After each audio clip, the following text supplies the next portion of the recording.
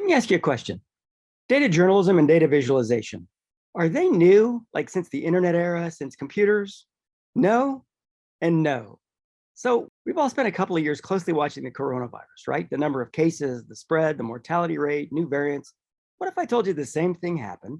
People paying close attention to an outbreak, journalists using data 170 years ago.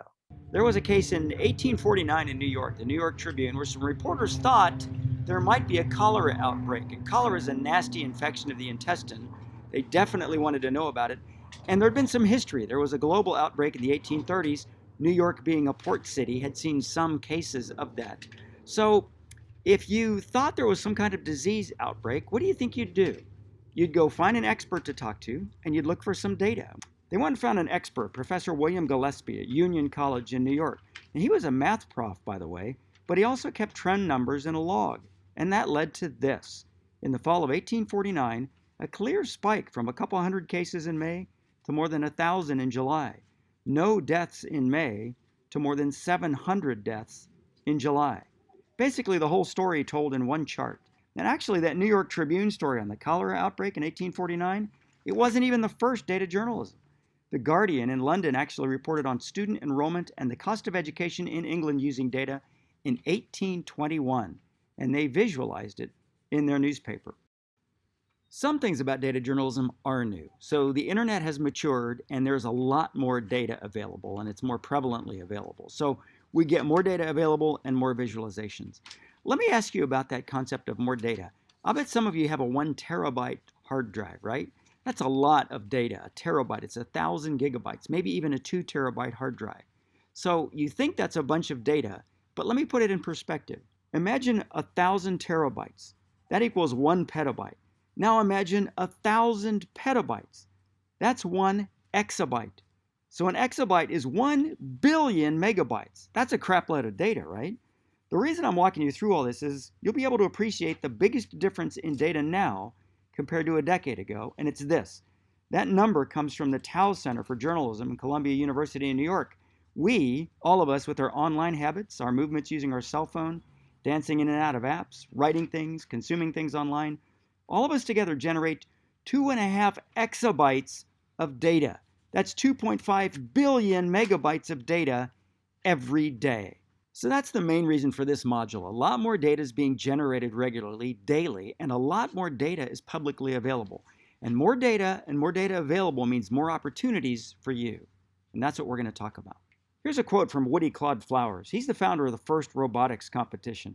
Nobody will pay you to know the data, but people will line up to pay you to do something creative with the data.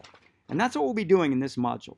I'm going to show you how to get data and then how to do something creative with it.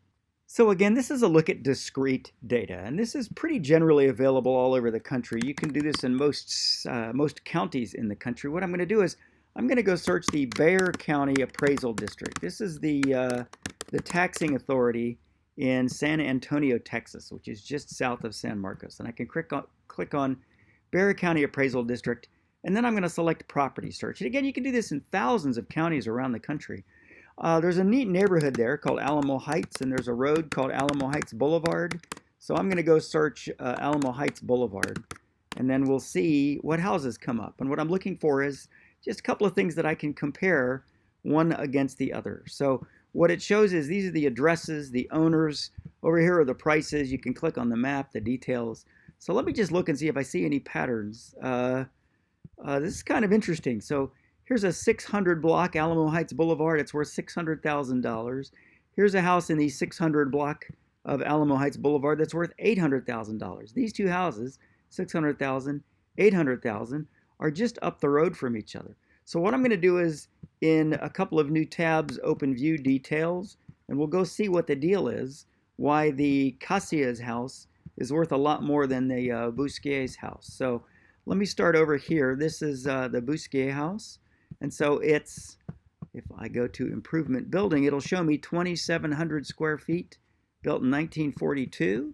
Let's jump over here and do the same thing. Improvement building, 2,300 square feet.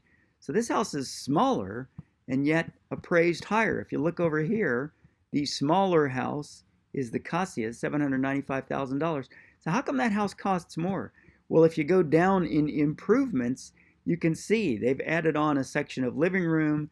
They've added on another living area section. This house added a swimming pool. They've got a patio, an elaborate patio that they built in back. They added a separate porch with a cover on it.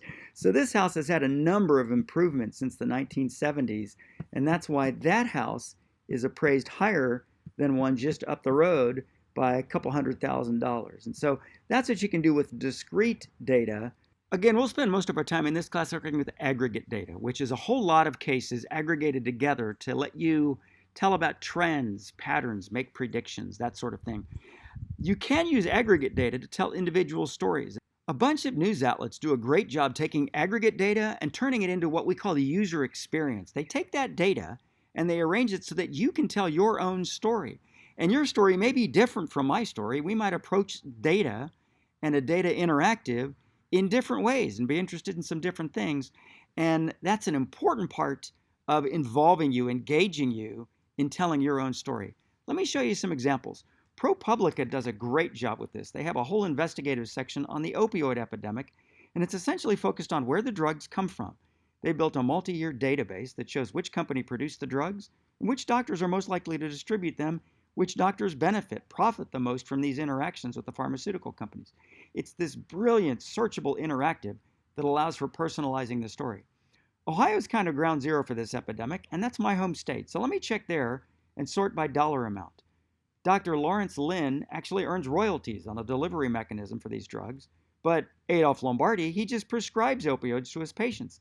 Look, $7 million over 3 years. California must have the highest paid prescriber of opioids, don't you think? Let's take a look. It's close. Dr. Narayan is an investor in a couple of pharmaceutical companies. Dr. Elatrash earns royalties for helping develop and test some of the drugs. Still, that's a lot of money in 3 years. And right here in Texas, one orthopedic surgeon just down the road from us in San Antonio, he gets royalties, more than $20 million from just 2 companies who sell opioid medications, and over $60 million total in 3 years.